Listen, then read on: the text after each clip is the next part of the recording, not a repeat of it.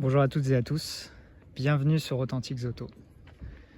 Vous connaissez sûrement l'adage anglais qui dit Never meet your heroes.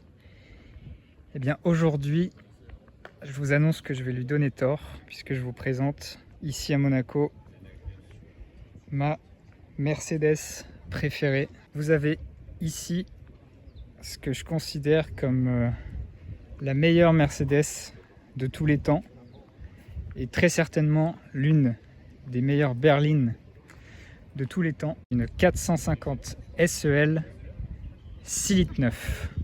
J'ai l'immense privilège de pouvoir en filmer une ici à Monaco dans des conditions, comme vous pouvez le voir, plus que favorables. Et pour ça, je dois vraiment remercier vivement Quentin et surtout Mike qui ont permis cette vidéo aujourd'hui. Je suis très honoré de pouvoir approcher d'aussi près mon rêve.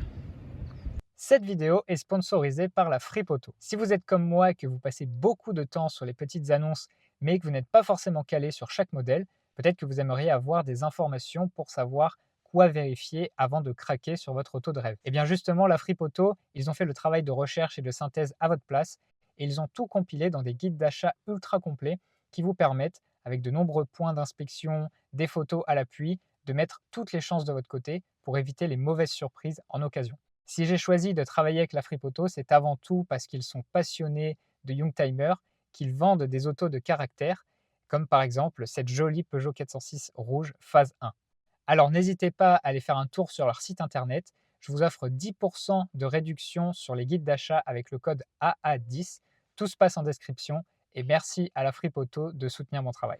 Alors la 450 SEL 6 litres 9, c'est tout simplement ce qui se faisait de mieux à l'époque dans la production automobile en matière de berline de luxe. Je pense qu'on peut dire sans trop de peine que c'est mieux qu'une Rolls-Royce ou qu'une Bentley de l'époque, parce qu'à l'époque, les Allemands étaient beaucoup plus avancés en matière de technologie, en matière de sécurité. Et donc, cette berline pouvait faire de l'ombre aux Anglaises les plus prestigieuses. Ce qui est impressionnant, c'est que cette voiture a été lancée en pleine période de crise pétrolière, juste après le premier choc pétrolier. Mercedes se sont dit, c'est le moment de lancer un véhicule avec la plus grosse cylindrée possible. Et donc, voilà, 6 litres 9, donc un moteur quasiment de 7 litres, un V8 qui développe la bagatelle de 286 chevaux. À l'époque, si je dis pas de bêtises, c'était la berline de série la plus puissante du monde. Alors ça paraît pas énorme aujourd'hui, surtout sur une classe S, évidemment. Mais à l'époque, c'était une puissance impressionnante. Le résultat, c'est que c'est un véhicule que se sont arrachés les plus grandes personnalités. Vous connaissez sûrement l'histoire de Claude François qui, sur l'autoroute, s'était fait attaquer et qui, au volant de sa 6 litres 9, avait pu s'échapper. Vous prenez cet angle-là, vous reliez cela ici avec une ligne droite bien précise et ça arrive sur le conducteur. Au bout, il y a Claude François. Et au bout, il y a moi. Et on a d'autres personnalités comme par exemple Alain Delon qui en possédait une. Donc c'est vraiment la voiture des Happy Few, la voiture à l'époque qui était au sommet. La génération W116, je pense que c'est celle qui incarne le mieux l'esprit Mercedes, celui des années 70, début 80, parce que c'était là où les Mercedes, et vous pouvez le voir ici à l'écran, étaient, comme on disait, over-engineered, c'est-à-dire que les ingénieurs en faisaient trop dans la solidité, la sécurité, les protections. Et j'ai toujours été fasciné notamment par ces doubles pare-chocs comme ça, avec là, vous voyez les bandes chromées tout le long de carrosserie qui se poursuivent à l'arrière. Et donc à l'arrière, vous retrouvez aussi ces doubles pare-chocs. C'est esthétique, mais c'est synonyme d'une époque où Mercedes mettait tout l'accent sur la sécurité, vraiment développer les meilleures voitures possibles pour durer dans le temps, pour avoir les meilleures performances. Et je pense que cette génération de classe S est celle qui l'incarne le mieux, surtout esthétiquement. Évidemment, le moteur 6 litres 9 le plus exclusif était disponible seulement sur la version longue de la classe S. Donc c'est bien une SEL, c'est une voiture qui est encore allongée. On peut voir ici la vitre arrière et la portière arrière qui sont très longues. Une voiture allongée mais sur base d'un véhicule qui est déjà extrêmement grand, c'est un véritable paquebot.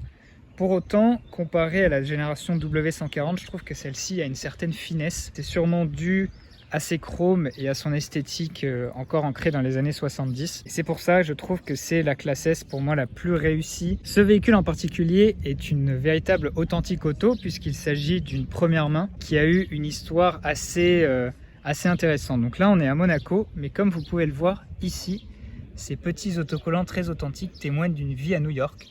En fait, la voiture a été livrée à l'usine Mercedes à Stuttgart. Et je vais vous montrer ça tout de suite.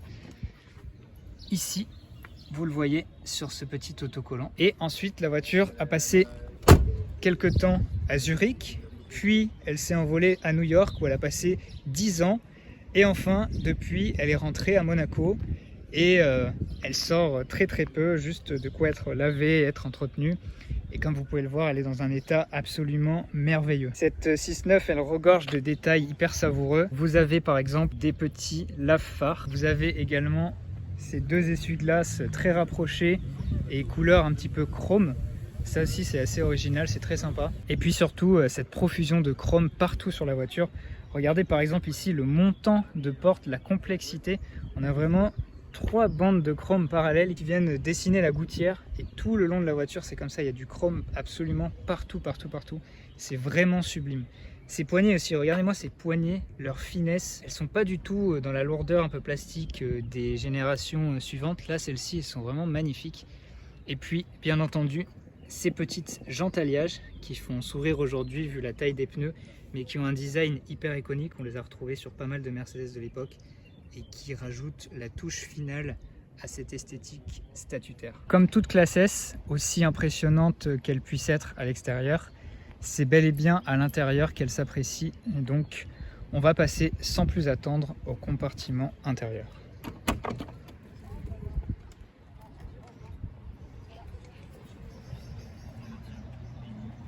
Ce qui saute aux yeux, bien sûr, dans cet exemplaire, ce sont ces incroyables sièges en velours bleu. Et vous voyez qu'ils ont encore les fameux appuis-têtes dits à oreille. Un intérieur entièrement bleu pour matcher l'extérieur. Donc vous avez tous les plastiques du tableau de bord qui sont bleus, les contreportes, les portières et donc cet incroyable velours qui, de mon avis, est plus agréable que le cuir et qui sûrement tiendra mieux dans le temps. Là, celui-ci, il est absolument neuf.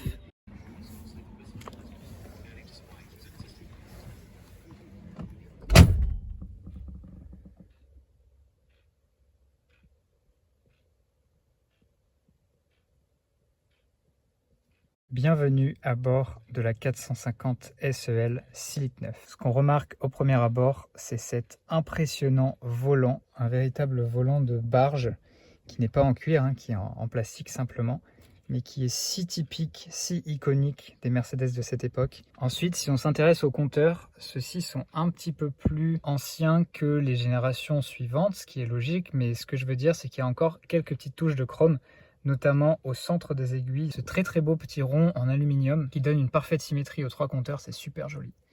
Et vous pouvez voir que ce véhicule affiche seulement 103 000 km d'origine. On est véritablement dans une pépite de première main, autrement dit, tout ce que j'adore. Rien de très spécial au niveau du bloc compteur, si ce n'est que ici, vous avez ce petit indicateur qui va vous informer sur l'état de la suspension pneumatique parce que cette version de la 450 SEL est équipée d'une suspension pneumatique qui au passage était une véritable galère à entretenir. En tout cas, il faut avoir un sacré portefeuille pour pouvoir correctement assumer une telle technologie. Allez, démarrage du mythique V8, c'est parti.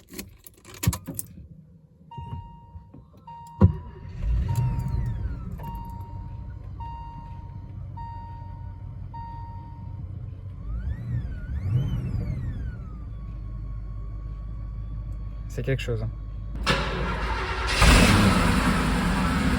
La console centrale est assez simple mais très jolie. On remarque d'abord cette très large bande de bois qui va courir tout le long du tableau de bord. Un très beau bois qui ici n'est absolument pas fané. 2 aérateurs très fins, super esthétiques avec encore des touches de chrome. Et comme d'habitude, c'est hyper solide, il n'y a aucun bruit, les assemblages sont parfaits, on est bel et bien dans une Mercedes. En dessous, vous avez ici une rangée de boutons et je dois avouer que certains me sont un petit peu inconnus. S'il y a des spécialistes, n'hésitez pas à m'éclairer là-dessus. Vous avez ensuite la platine de ventilation. En dessous, vous avez un superbe autoradio Becker Mexico. Je pense que c'est le plus beau détail de l'intérieur. C'est absolument sublime, avec ses molettes magnifiques. Et puis qui est relié à une antenne télescopique que vous verrez sortir du côté de la voiture au moment où elle démarre.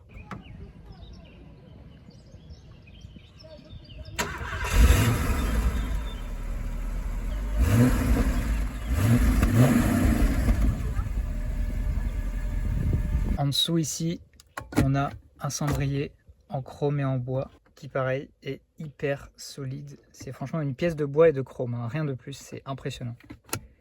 Et puis logiquement, on a affaire à une boîte automatique hyper douce. On continue ici avec des très belles commandes de vitres électriques. C'est des boutons ultra solides. Vous remarquerez dans le compartiment central que la voiture a encore plein de cassettes d'époque, c'est super sympa. Et au milieu ici, on a un très bel accoudoir en velours qui est attaché au siège conducteur. Côté passager, voilà, je vous montre la boîte à gants qui elle aussi donne un sentiment de solidité impressionnant. Et à l'intérieur, on a ce très joli petit livret d'entretien. Vous pouvez imaginer qu'il a été rempli au fur et à mesure des années et qu'il est totalement d'origine. Un élément que je trouve absolument magnifique sur cette voiture, ce sont les contreportes. Donc vous voyez qu'ils ont une large partie en velours et surtout un très beau design des poignées de maintien qui sont toujours soulignés par une touche de chrome ici et puis qui viennent se terminer avec la poignée en pur chrome, encore une fois, qui est d'une solidité à toute épreuve. Et là sur le côté, ça j'ai toujours aimé sur les W116, vous avez le montant qui remonte comme ça, comme si vous étiez un petit peu lové dans un cocon, avec encore une fois une petite touche de chrome. Ce véhicule est naturellement équipé d'un toit ouvrant qu'on peut voir ici et ici.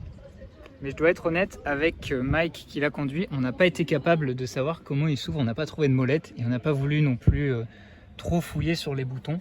Donc ça reste un mystère, mais il y aura sûrement des personnes dans les commentaires qui savent nous l'expliquer. J'attire votre attention encore une fois sur les portières parce que je pense que c'est là qu'on voit le plus la qualité Mercedes. Regardez-moi déjà cette poignée hyper solide et au maniement impeccable. La portière pour l'époque est assez lourde et très épaisse. On voit quand même sur la tranche.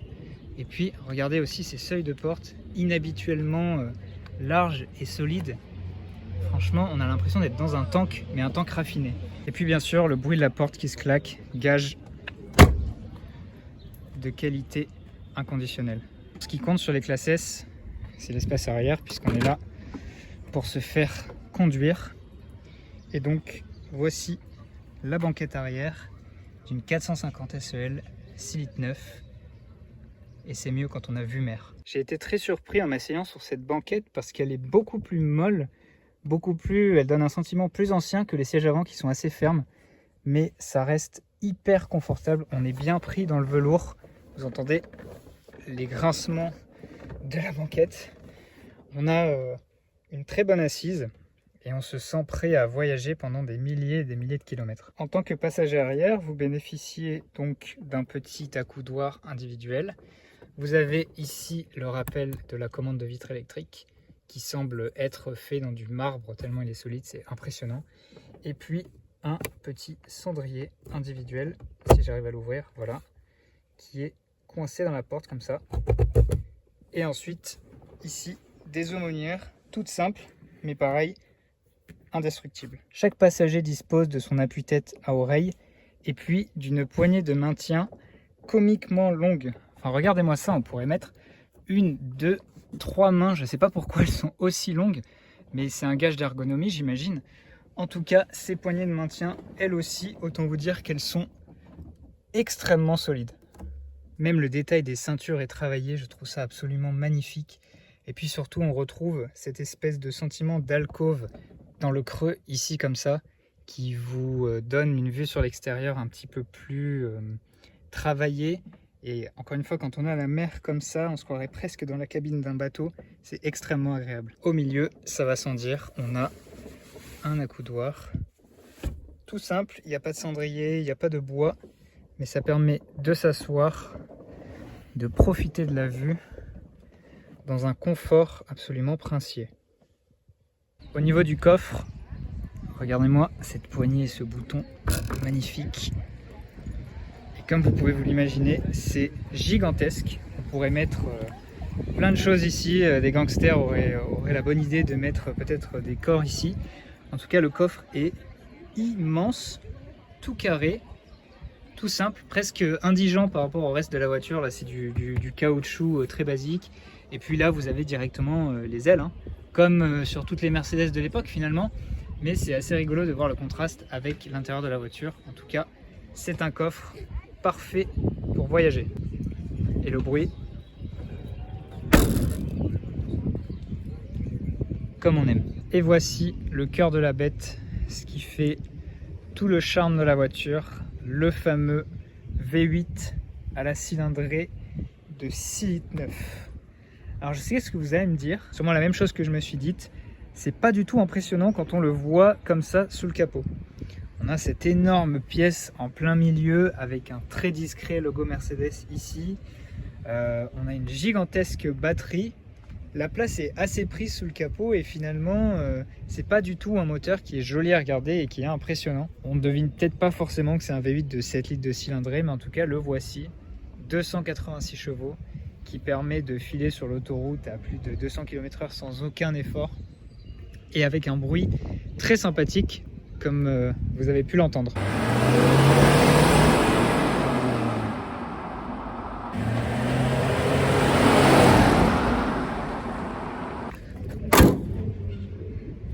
Voilà, un bruit bien métallique, comme on aime, qui inspire la durée dans le temps. Alors vous allez voir là, quand on démarre la voiture, ça fait quelques semaines qu'elle n'a pas roulé. Bon, déjà ça démarre au quart de tour, mais surtout avec la suspension pneumatique, la voiture petit à petit elle va se lever, comme une Citroën en fait. Bon et bien ce soir je vis un rêve éveillé au volant d'une 450 SEL 6,9 litres. Alors c'est intéressant de pouvoir conduire cette voiture parce que je peux comparer d'une part avec la 230e de mon père qui bon, évidemment 1000 fois moins prestigieuse, mais par contre de la même période. Et là je sens que c'est quand même tout est plus lourd. Et deuxième voiture, ma 300 CE24 qui est un peu plus moderne mais qui est quand même aussi côté bateau et puissant. Et pareil, ça n'a rien à voir, cette voiture est vraiment spéciale. Je trouve que la pédale d'accélérateur est très très lourde. Le freinage, rien de spécial, ça freine bien. Et la direction effectivement est très imprécise. Il y a une marge de manœuvre où on peut tourner dans le vide. Mais bon, c'est Mercedes des années 70, c'est normal. Et ça reste très agréable à conduire, c'est très reposant. Mais surtout, ce qui m'intéresse, bien sûr, c'est le V8, quoi. Alors, voyons.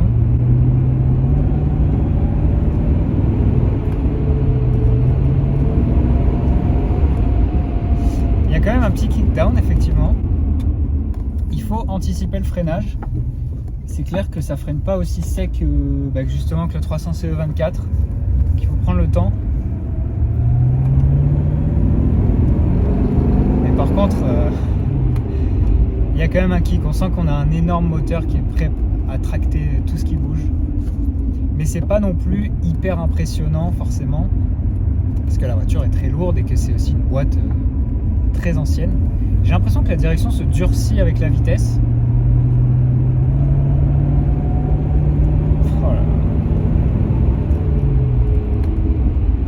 Bon, il m'en faut un jour dans ma vie. Il faut que j'achète ça, c'est pas possible, c'est trop bien. C'est trop bien parce que pour ce que ça représente,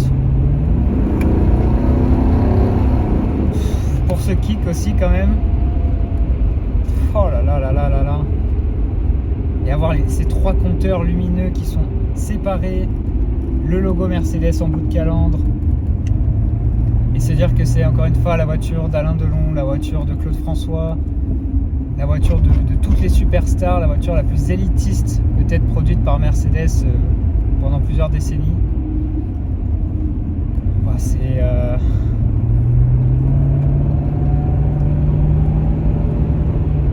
vraiment quelque chose.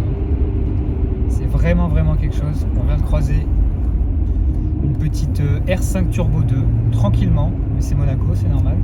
On a un coucher de soleil de malade mental. J'ai l'impression qu'à chaque vidéo, c'est de plus en plus fou ce qui se passe. Et que c'est pas réel, mais bon, apparemment c'est réel. Donc j'ai plus qu'à dire encore une fois un immense merci à Mike pour sa confiance, à Quentin aussi pour arranger ses rendez-vous. Voilà, c'est 450 SEL 6 litres 9. Waouh!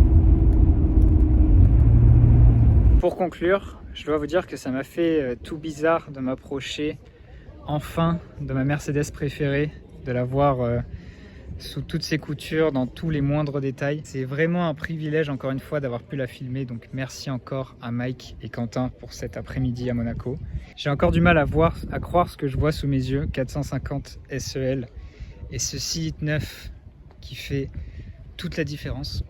Pour autant, je dois vous dire que je me suis senti un petit peu en terrain connu parce que si vous vous souvenez de la présentation de la W123 de mon père sur la chaîne, qui est bien plus modeste, et bien vu que c'était la même génération, on retrouvait un petit peu cette quantité de chrome, cette ligne générale, les feux anti-salissure à l'arrière, et puis l'ambiance intérieure, l'odeur intérieure, c'est la même parce qu'ici il n'y a pas de cuir. Donc je me suis senti un petit peu à la maison, mais on va dire dans une maison fortement embourgeoisée et parfaitement améliorée. Donc si cette vidéo vous a plu, je vous invite comme d'habitude à mettre un petit like, un petit commentaire, et puis si jamais vous voulez que je présente votre voiture, vous m'envoyez un message sur Insta ou un email à l'adresse qui s'affiche, et puis on peut arranger ça. En attendant, je vais passer les dernières minutes avec mon rêve, avant de la laisser repartir avec Mike. Et je vous dis à la prochaine pour une prochaine vidéo. Allez, à bientôt.